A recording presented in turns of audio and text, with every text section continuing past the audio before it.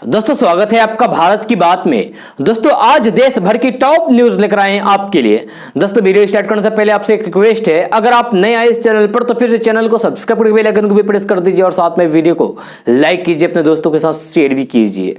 तो चलिए दोस्तों स्टार्ट करते हैं आज की देश भर की टॉप न्यूज। दोस्तों मार्च का महीना फाइनेंशियल ईयर का महीना होता है। इस महीने में आमतौर पर बैंकों से जुड़े कामकाज कुछ ज्यादा बढ़ जाते हैं। आपको बता दूं कि इस मार्च के महीने में 11 दिन बैंक बंद रहेंगे। ऐसे में अगर आपको कोई भी बैंकिंग कार्य बैंक ब्रांच में जाकर निपटाना है तो फिर यह जरूर जान लेना चाहिए कि उस दिन बैंक में छुट्टी ना हो। आरबीआई के दिशा निर्देश के अनुसार देश में कार्यरत बैंक रविवार के अलावा महीने के दूसरे और चौथे शनिवार को बंद रहते हैं। जी हाँ, साथ ही मार्च में कुछ अतिरिक्त छुट्टियां भी है और कुछ क्षेत्रीय त्योहार भी है। इन त्योहारों पर देश के कुछ राज्यों में बैंकों की छुट्टियां होगी। तो आइए जानते हैं कि मार्च महीने में किन किन तारीखों को बैंक बंद रहने वाले हैं। सबसे पहले जान लेते हैं कि 5 मार्च को कैप्चर कट पड़ता है। इस दिन अजीवाल में सारे बैंक बंद रहेंगे। जी हां, 11 मार्च को महाशिवरात्रि है। इस दिन देश के कई राज्यों में बैंकों में कामकाज बंद रहेगा। 13 मार्च को महीने का दूसरा शनिवार होने की वजह से अवकाश रहेगा, यानी कि छुट्टी होगा। जी हां, 14 मार्च को रविवार होने की वजह से बैंकों का साप्ताहिक अवकाश रहेगा। 15 मार्च के दिन सोमवार को कुछ बैंक यूनियनों ने हड़ताल करने की घोषणा की है। 21 मार्च यानी कि रविवार होने की वजह से बैंकों का साप्ताहिक छुट्टी रहेगा। 22 मार्च को बिहार दिवस है। ऐसे में बिहार राज्य में लगातार 2 दिन तक बैंक बंद रहेंगे। 27 मार्च को चौथा शनिवार होने की वजह से देश भर में बैंक बंद रहेंगे। 28 मार्च को रविवार है, लिहाजा देश के कुछ राज्य में लगातार 4 दिन बैंक बंद रहेंगे। 29 और 30 मार्च को होली का त्योहार होने की वजह से बैंकों में अवकाश रहेगा, यानी कि छुट्टी रहेगा। दोस्तों केरल के कोल्लम में कांग्रेस नेता राहुल गांधी मछुआरों के जीवन का अनुभव लेने और उनकी समस्याओं को समझने के लिए उनके साथ समुद्र में मछली पकड़ने गए। जी हां, यहां हजारों मछुआरों के साथ बातचीत में राहुल गांधी ने कहा कि उनके मन में मछुआरों के काम के प्रति आदर और सम्मान है। राहुल गांधी ने कहा कि मैं आपके काम को समझता हूं और उसका आदर भी करता हूं। मैं आपके काम की प्रशंसा करता हूं। कई बार ऐसा होता है कि हम मछली खाते हैं लेकिन इसके पीछे की कठिन मेहनत को हम समझ नहीं पाते हैं और नहीं ये समझ पाते हैं कि ये हमारे प्लेट तक कैसे पहुंची है। जी हां, मछुआरों को भाई कहकर संबोधित करते हुए राहुल गांधी ने कहा कि वे उनके दैनिक जीवन को समझना चाहते थे। उन्होंने कहा कि आज सुबह मैं अपने भाइयों के साथ समुद्र में गया। नाव की यात्रा शुरू होने से लेकर उनकी वापसी तक उन्होंने सभी खतरे उठाए। जी हां, खूब मेहनत की। वे समुद्र में जाते हैं, जाल खरीदते हैं, लेकिन उसका फायदा कोई और उठाया जाता है। जी हां, उन्होंने मछुआरों के साथ मिलकर समुद्र में मछली पकड़ने वाला जाल फेंका और मछली भी पकड़ी। दोस्तों पश्चिम बंगाल की मुख्यमंत्री ममता बनर्जी ने बुधवार को प्रधानमंत्री नरेंद्र मोदी पर निशाना साधते हुए उन्हें सबसे बड़ा दंगाबाज करार देते हुए कहा कि उनकी किस्मत पूर्व अमेरिकी राष्ट्रपति डोनाल्ड ट्रंप से भी बुरी होगी। जी हां, हुगली जिले के शाहगंज में एक रैली को संबोधित करते हुए उन्होंने कहा कि मोदी और गृह मंत्री अमित शाह पूरे देश में झूठ और नफरत फैला रहे हैं। जी हां, उन्होंने कहा कि नरेंद्र मोदी देश के सबसे बड़े दंगाबाज हैं। ट्रंप के साथ जो हुआ है उनके यानी कि मोदी के साथ उससे भी बुरा होगा। हिंसा से कुछ नहीं हासिल किया जा सकता है। ममता बनर्जी ने कहा कि मैं विधानसभा चुनाव में गोलकीपर रहूंगी और तुम यानी कि भाजपा एक भी गोल नहीं कर पाओगे। सभी शॉट गोल पोस्ट के ऊपर से चले जाएंगे। जय मुख्यमंत्री ममता बनर्जी ने कोयले के हेराफेरी से जुड़े एक घोटाले के सिलसिले में तृणमूल कांग्रेस के सांसद अभिषेक बनर्जी की पत्नी से सीबीआई पूछताछ की भी निंदा की है और कहा कि यह हमारी महिलाओं का अपमान था। दोस्तों भारतीय रेलवे की ओर से देश भर के विभिन्न रूटों पर चलाई जा रही स्पेशल ट्रेनों में से 47 ट्रेनों का संचालन कुछ दिनों के लिए आंशिक तौर पर प्रभावित होने वाला है। जी हां, आज यानी कि 25 फरवरी से इन ट्रेनों की सेवा अगले कुछ दिनों तक प्रभावित रहेगी। 28 स्पेशल ट्रेनों को कैंसिल कर दिया गया है। अगर आपने भी इन ट्रेनों में रिजर्वेशन करा रखे हैं तो फिर आपकी यात्रा रद्द समझिए। दोस्तों अभी कांग्रेस में सब कुछ ठीक ठाक नहीं चल रहा है। राहुल गांधी ना तो कांग्रेस अध्यक्ष है और ना ही संसदीय दल के नेता हैं, लेकिन फिर भी पार्टी और संसद में उनकी तूती बोलती है। वे किसी का भी लिहाज नहीं करते हैं। वे अपनी बात मनवाने के लिए बड़ी कठोरता से काम लेते हैं और अपनी मर्जी से पार्टी में अपने खासम खासों को नियुक्त करते हैं, यानी कि बहाली करते हैं। जिस प्रकार कांग्रेस के वरिष्ठ नेता गुलाम नबी आजाद को बाहर का रास्ता दिखाया गया, उससे बागियों के ग्रुप 23 को यह साफ हो गया है कि उनके साथ भी यही बर्ताव किया जाएगा। हालांकि प्रियंका गांधी ने गुलाम नबी आजाद और आनंद शर्मा के साथ बैठक करके मामले को संभालने की कोशिश की है, लेकिन राहुल इन सब बातों की परवाह नहीं करते हैं। जी हां, वे पार्टी को अपने तरीके से चला रहे हैं और उन्होंने अपने विश्वासों की एक टीम बना ली है। जी हां, इस टीम में महासचिव केसी वेणुगोपाल उनके दाएं हाथ के रूप में उभरते हुए नजर आ रहे हैं, जो हैसियत कभी सोनिया गांधी के लिए अहमद पटेल की थी। जी हां, वही आज राहुल गांधी के वेणुगोपाल हासिल कर चुके हैं। दोस्तों, राष्ट्रपति रामनाथ कोविंद ने कल दुनिया के सबसे बड़े और अत्याधुनिक सरदार पटेल क्रिकेट स्टेडियम का उद्घाटन किया, जिसका नाम अब देश के प्रधानमंत्री नरेंद्र मोदी जी के नाम पर नरेंद्र मोदी स्टेडियम होगा। इस स्टेडियम में 1,32,000 दर्शक एक साथ बैठ सकते हैं। राष्ट्रपति ने उद्घाटन के बाद अपने संबोधन में कहा कि इस स्टेडियम की परिकल्पना प्रधानमंत्री नरेंद्र मोदी ने की थी जब वो गुजरात के मुख्यमंत्री थे। उस समय गुजरात क्रिकेट संघ के अध्यक्ष थे। यह स्टेडियम पर्यावरण के अनुकूल विकास का एक उदाहरण है। यह राष्ट्रपति, गृह मंत्री अमित शाह और फिर खेल मंत्री किरण रिजिजू समेत कई विशिष्ट अतिथियों की मौजूदगी में स्टेडियम का उद्घाटन किया गया। यह भारत और इंग्लैंड के बीच बुधवार यानी कि कल से ही देर रात से ही तीसरा और 4 मार्च से चौथा टेस्ट खेला जाना है। जी हां, अमित शाह ने उद्घाटन के बाद कहा है कि हमने इसका नामकरण देश के प्रधानमंत्री नरेंद्र मोदी के नाम से करने का फैसला किया है। यह मोदी जी का ड्रीम प्रोजेक्ट था, इसलिए हम उसके नाम से करने का फैसला किया है। दोस्तों, रेल यात्रियों के लिए अब राहत भरी खबर सामने आई है। जी हां, अब आपको घर से चादर और कंबल लेकर चलने की कोई भी जरूरत नहीं पड़ेगी। जी हां, स्टेशन पर ही बेड रोल मिल जाएगा। जी हां, पूर्वोत्तर रेलवे प्रशासन ने स्टेशनों पर डिस्पोजल कंबल और चादर बेचने की तैयारी शुरू कर दी है। हालांकि इसके लिए यात्रियों को अतिरिक्त खर्च उठाना पड़ेगा। रेलवे ने यह व्यवस्था निजी हाथों को सौंपी है। कई स्टेशन पर डिस्पोजल बेड रोल बिक्री को लेकर टेंडर की प्रक्रिया पूरी कर ली गई है। जी हां, इस साल यानी कि 2021 मार्च से ही यह सुविधा मिलनी शुरू हो जाएगी।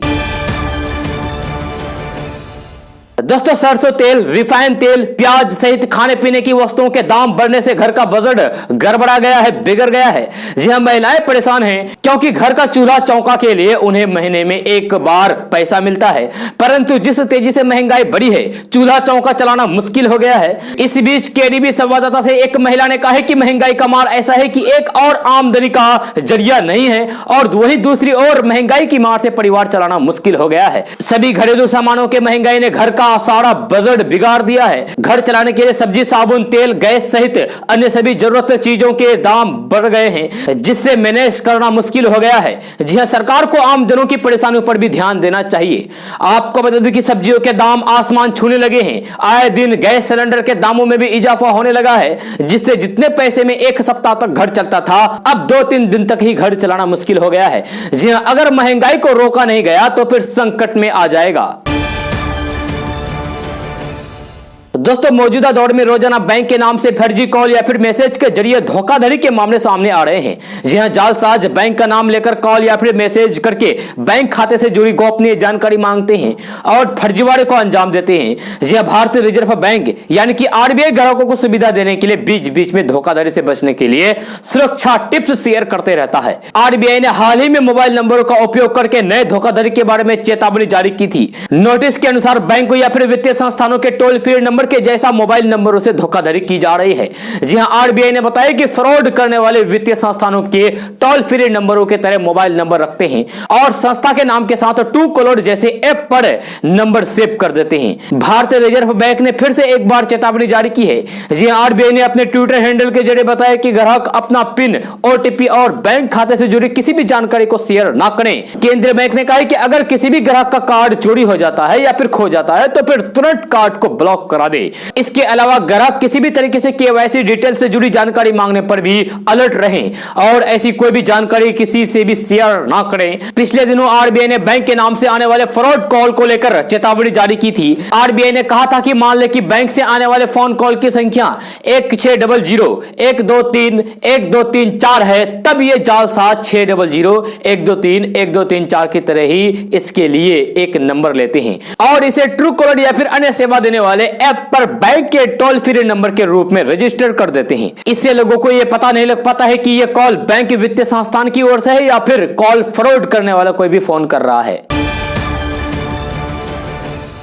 दोस्तों, कल सुप्रीम कोर्ट ने एक महत्वपूर्ण फैसला सुनाते हुए कहा है कि हिंदू महिला के पिता की ओर से आए लोगों को उसकी संपत्ति में उत्तराधिकारी माना जा सकता है।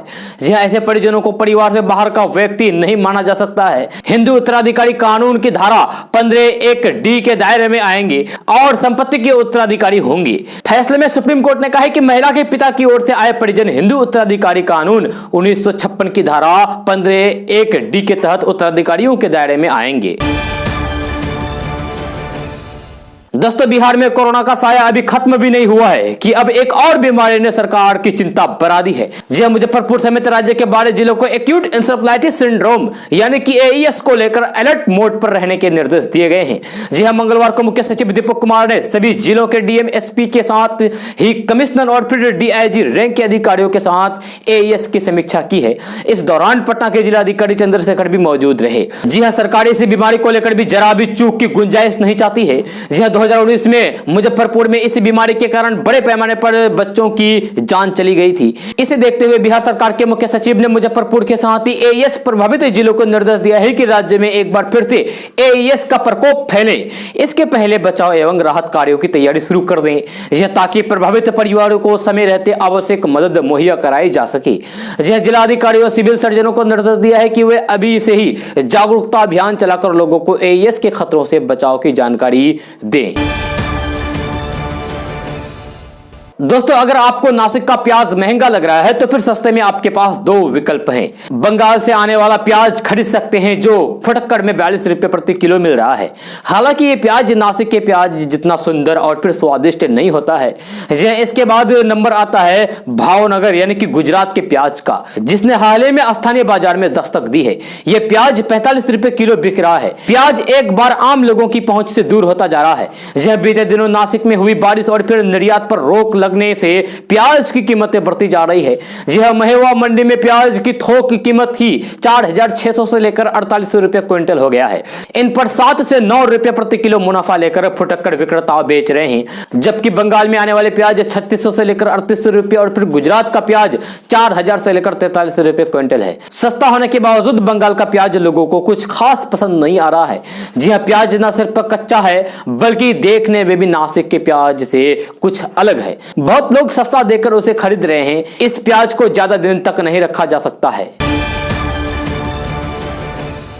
दोस्तों, केंद्रीय मंत्री प्रकाश जावड़ेकर ने ऐलान किया है कि 1 मार्च से कोरोना वैक्सीनेशन का दूसरा चरण शुरू हो जाएगा। इस चरण के तहत 60 साल की उम्र के लोगों को वैक्सीन की डोज दी जाएगी। इसके अलावा 45 साल की उम्र वाले उन लोगों को भी वैक्सीन दी जाएगी जिन्हें पहले से कोई भी बीमारी है। मंत्री ने बताया कि 10,000 सरकारी और फिर 20,000 निजी केंद्रों पर लोगों को कोरोना की वैक्सीन दी जाएगी। केंद्रीय मंत्री ने आगे बताया कि सरकारी केंद्र पर लोगों को मुफ्त में वैक्सीन की डोज दी जाएगी। वहीं जो लोग निजी केंद्र से वैक्सीन लगवाएंगे उन्हें भुगतान करना होगा। दोस्तों, बीजेपी ने गुजरात में 6 नगर निगमों के लिए हुए चुनाव में प्रचंड जीत हासिल की है। जी हां, सत्तारूढ़ बीजेपी ने राज्य के सभी 6 नगर निगमों अहमदाबाद, सूरत, वडोदरा, राजकोट, जामनगर और भावनगर में 576 में से 483 सीटें जीतकर सत्ता बरकरार रखी है। इन नगर निगमों के चुनाव के लिए मतदान 21 फरवरी को हुआ था। जी हां, बड़ी बात यह है कि राज्य की मुख्य विपक्षी पार्टी कांग्रेस को शर्मनाक हार का सामना करना पड़ा, जबकि आम आदमी पार्टी और फिर असदुद्दीन ओवैसी की ऑल इंडिया मजलिस-ए-इत्तेहादुल मुस्लिमीन ने इस बार झंडा गाड़ दिया है। यह दिलचस्प बात यह है कि सूरत में कांग्रेस को एक भी सीट हासिल नहीं हुई है। सभी नगर निगमों को मिलाकर कांग्रेस केवल 55 सीटों पर ही जीत दर्ज कर पाई है। कांग्रेस ने 3 नगर निगमों में केवल 1 अंक में सीट जीती है। कांग्रेस ने अहमदाबाद में 25, राजकोट में 4, जामनगर में 11, भावनगर में 8 और वडोदरा में 7 सीटें जीती है। जी हां, राज्य में नगर निकाय चुनाव में पहली बार उत्तरी आम आदमी पार्टी ने 27 सीटों पर जीत हासिल की है और ये सभी सीटें उसने सूरत में जीती है।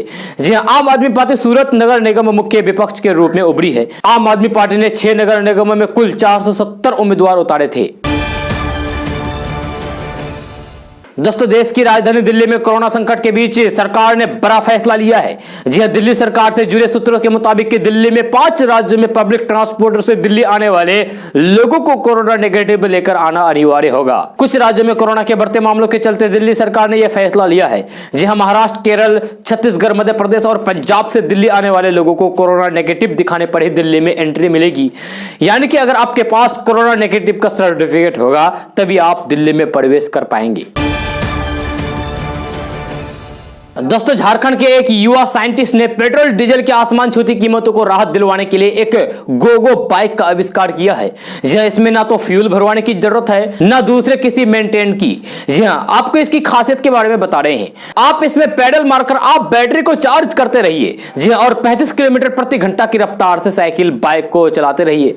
जी हां, इसको बोलते हैं साइकिल बाइक, यानी कि आप इसमें बाइक भी चला सकते हैं और साइकिल भी चला सकते हैं। बाइक ऐसी कई खासियत समेटे हैं। इसका सिक्योरिटी सिस्टम भी जोरदार है। जी हां, ये बाइक कार की तरह ही रिमोट चाबी से लॉक ऑन लॉक और फिर स्टार्ट होती है। इसमें किसी ने हाथ लगाने की कोशिश की तो फिर ये अलार्म बजने लगता है।